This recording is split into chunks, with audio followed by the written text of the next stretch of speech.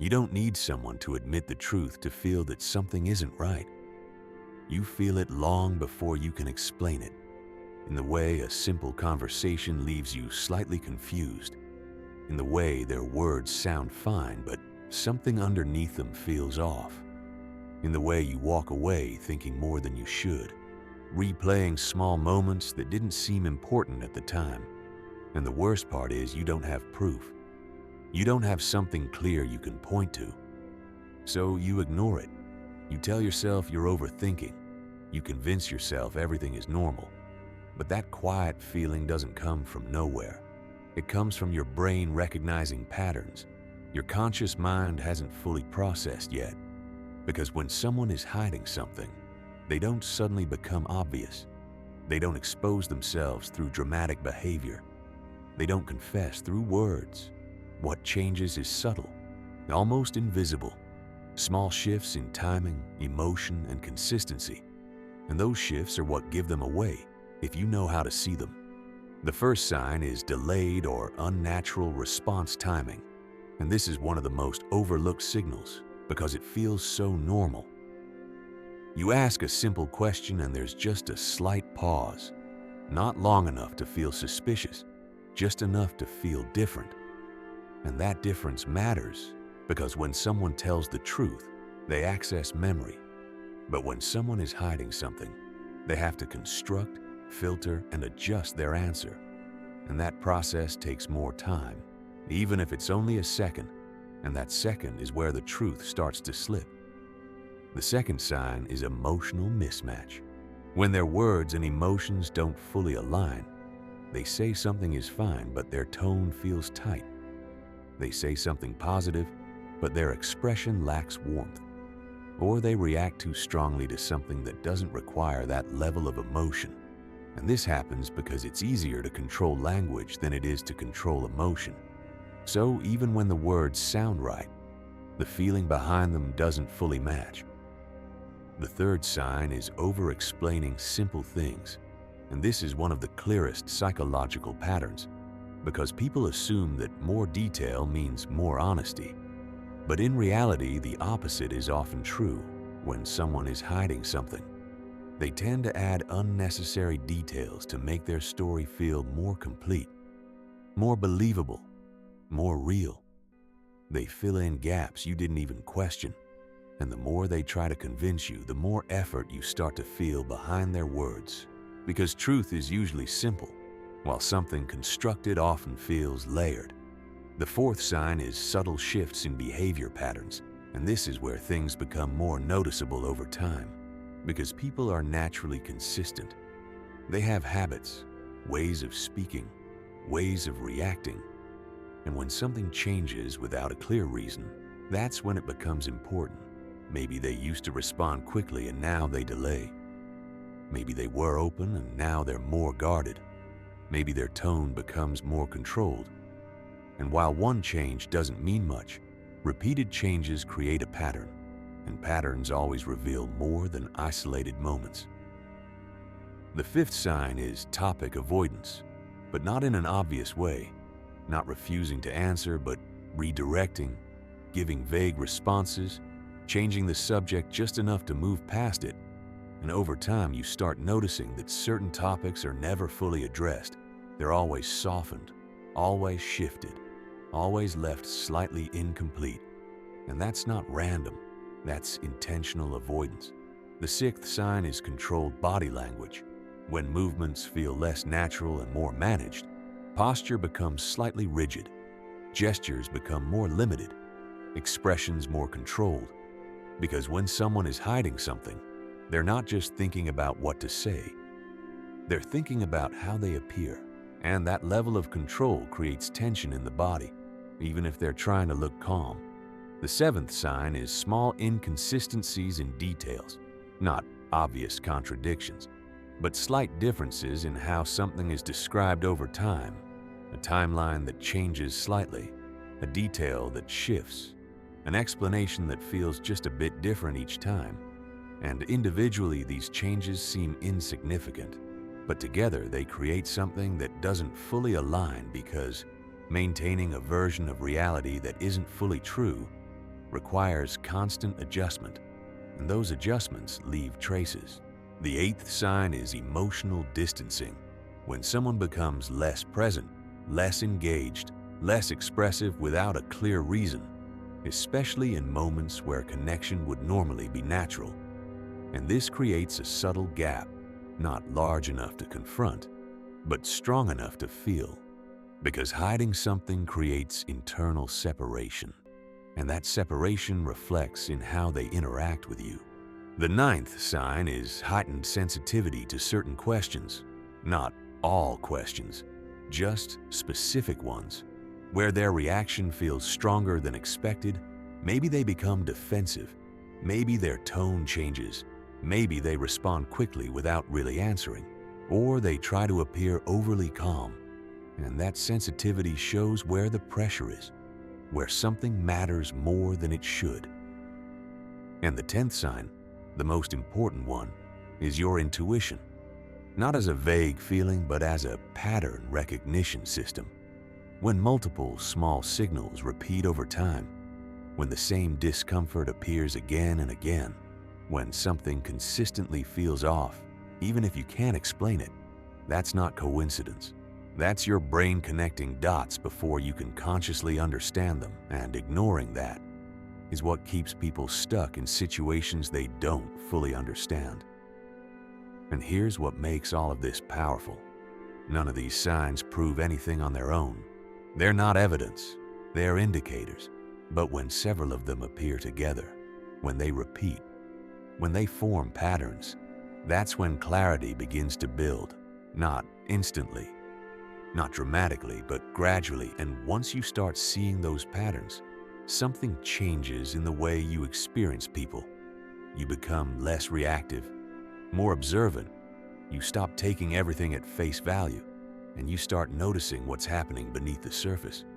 But this isn't about becoming paranoid. It's not about assuming everyone is hiding something.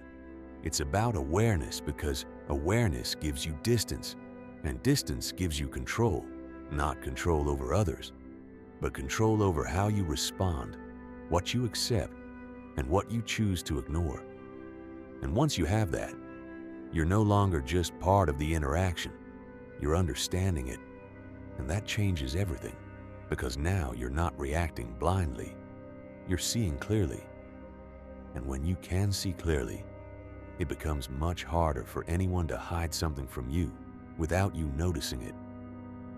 You don't catch someone hiding something in a single moment. You feel it building over time, in small details that don't seem important on their own, but start to connect when you look back. In conversations that leave you slightly confused, in answers that sound correct but don't fully satisfy something inside you, in reactions that feel just a little off without being obvious enough to question. And the reason this is so difficult to recognize is because nothing is clearly wrong, nothing is dramatic, nothing forces you to stop and say, "This is it."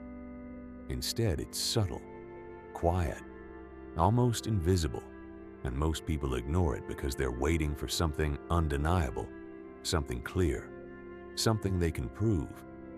But the truth is, when someone is hiding something, they don't rely on being perfect. They rely on you doubting yourself more than you doubt them. They rely on your need for certainty, your hesitation to assume the worst, your tendency to explain things away. And that's exactly why these patterns work so well, because they don't break reality. They bend it just enough that you question your own perception instead of questioning them. The first sign is answers that sound right but feel incomplete. They respond clearly, they give you information, everything technically makes sense, but something about it lacks depth, lacks emotional weight, like you're hearing the structure of a response without the natural feeling behind it. And that happens because they're focused on saying the right thing, not expressing something real. The second sign is inconsistency in energy and presence, not just in what they say, but in how they show up. One moment they're fully engaged, attentive, even warm, and the next they're distant, distracted, slightly disconnected. And this shift doesn't always match the situation. It happens without a clear reason, and that inconsistency creates internal tension because your brain is trying to understand which version of them is real. And when you can't figure that out, you start adjusting yourself instead of questioning them. The third sign is deflection disguised as normal conversation. You ask something simple, and instead of answering directly, they shift the focus, they ask you something back, they redirect the topic, they turn the attention away from themselves without making it obvious, and suddenly you're the one talking, explaining, responding, while your original question fades into the background. And the more this happens, the more you stay engaged without ever getting real clarity. The fourth sign is controlled calmness, and this one is often mistaken for confidence. But there's a difference between natural calmness and controlled behavior. Natural reactions have variation. They shift, they adjust. They're not perfect. But controlled calmness feels steady in a way that almost seems rehearsed, like every word is placed carefully. Every reaction is measured, and that level of control requires effort because they're not just responding, they're managing how they appear.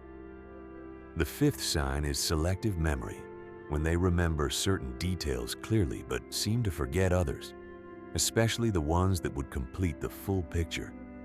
And this creates small gaps in their story, not big enough to immediately question, but enough to leave things slightly unfinished.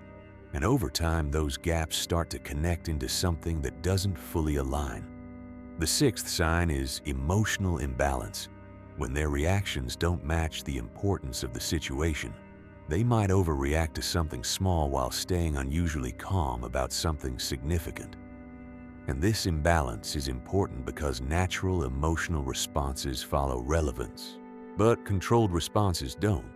They appear where it's safe and disappear where it's not. The seventh sign is when your own perception starts to feel unstable, when you begin to question what you saw, what you heard, what you felt. When you start thinking maybe you misunderstood, maybe you're overreacting, maybe you're wrong. And this shift doesn't happen randomly. It happens when someone's behavior consistently doesn't match their words, creating a disconnect that slowly moves your attention away from them and onto yourself. The eighth sign is lack of closure. Conversations that never fully resolve. You bring something up. It gets discussed briefly, but somehow it never reaches a clear conclusion.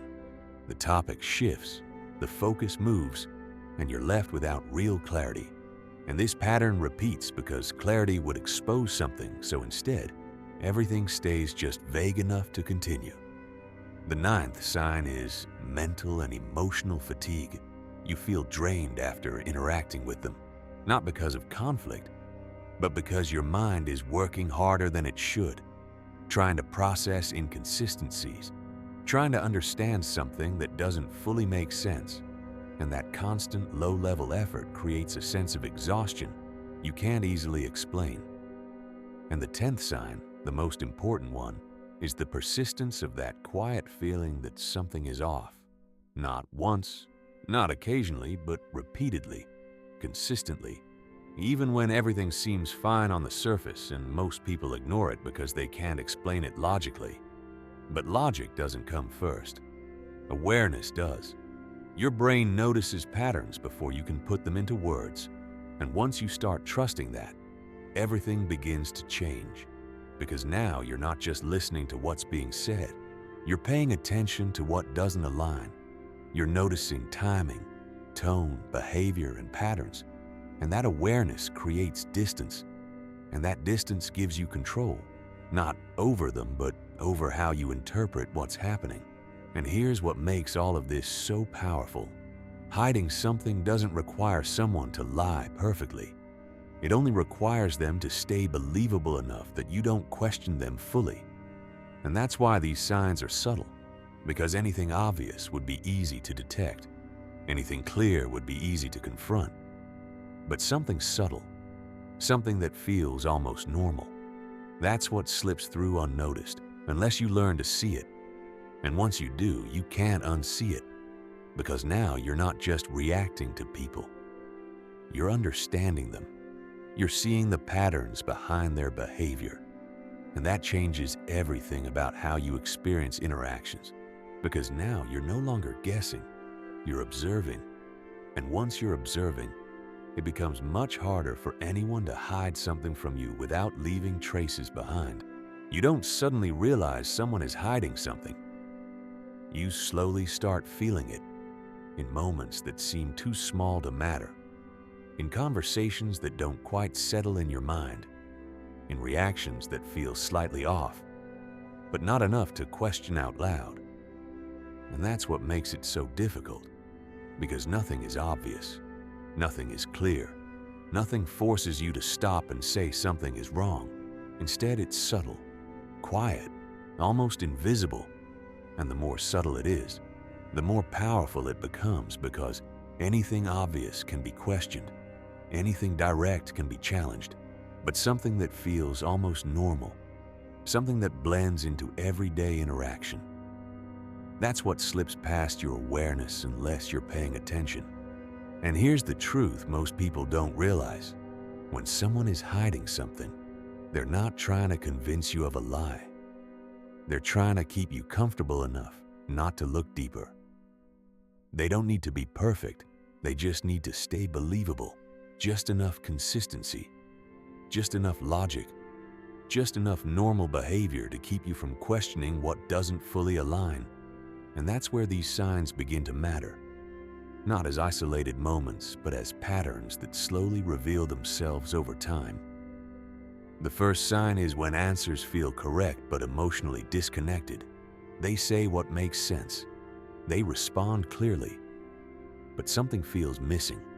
Like the words are there, but the emotion behind them isn't fully present. And that's because they're focused on managing the situation, not expressing something genuine. And that creates a subtle gap between what they say and how it feels. The second sign is inconsistency in presence, not just in what they say, but in how they show up. One moment they're fully engaged, attentive, almost too present, and the next they seem distant, distracted, slightly disconnected. And this shift doesn't always match the situation. It happens without a clear reason. And that inconsistency creates confusion, because your brain is trying to find stability in something that keeps changing.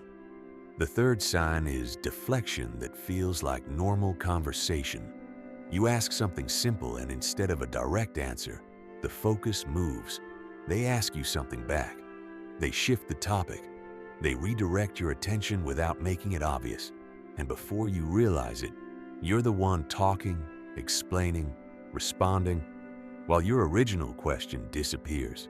And this keeps happening in small ways that are easy to overlook but powerful over time.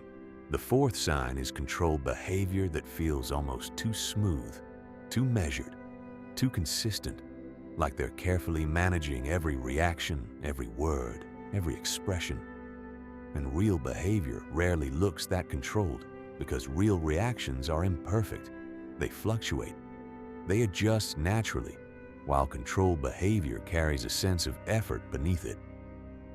The fifth sign is selective recall, when they remember certain details clearly, but seem to forget others, especially the ones that would create a complete picture. And this creates small gaps, not large enough to immediately question, but enough to leave things slightly unresolved, and over time those gaps begin to connect. The sixth sign is emotional imbalance, reacting strongly to minor things while staying unusually calm about significant ones. And this mismatch shows that something is being redirected, because natural emotional responses follow importance, but controlled ones appear where it's safe and disappear where it's not. The seventh sign is when your perception begins to shift, when you start questioning yourself more than you question them, when you begin to doubt what you saw, what you heard, what you felt. And this is one of the most important signs, because it shows that the interaction is affecting your sense of clarity. And that doesn't happen randomly. It happens when behavior and words don't fully align over time.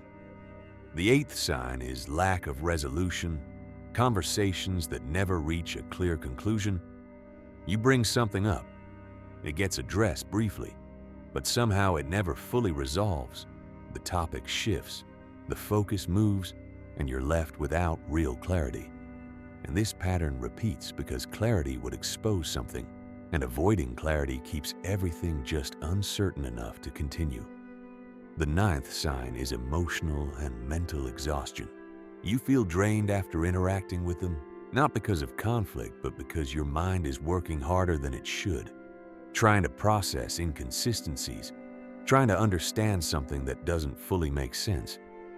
And that constant effort creates a quiet fatigue that builds over time. And the 10th sign, the most important one, is the persistence of that subtle feeling that something is off. Not once, not occasionally, but repeatedly, consistently, even when everything seems normal on the surface and most people ignore it because they can't explain it. But explanation doesn't come first. Awareness does. Your brain recognizes patterns before you can put them into words. And once you start trusting that awareness, everything changes because now you're not just reacting to what's being said. You're observing what doesn't align. You're noticing patterns, timing, tone, behavior, and that creates distance. And distance gives you control, not over them, but over how you respond, how you interpret, and what you allow to influence you. And here's the part that changes everything. Someone doesn't need to lie perfectly to hide something. They only need to stay believable enough that you don't question them fully. And that's why this works, because most people don't trust their own perception early enough. They wait for something obvious, something undeniable. But by the time something becomes obvious, the pattern has already been there for a long time, quietly shaping how you think, how you feel, how you respond. And once you see that, once you understand that subtlety is where the real influence happens, you start paying attention differently. You slow down, you observe more, you react less, you stop taking everything at face value, and you start noticing what's actually happening beneath the surface. And from that point on, you're no longer easy to mislead, because you're not just listening to words anymore. You're seeing behavior. You're recognizing patterns, and once you can see that clearly, it becomes almost impossible for someone to hide something from you without leaving traces behind.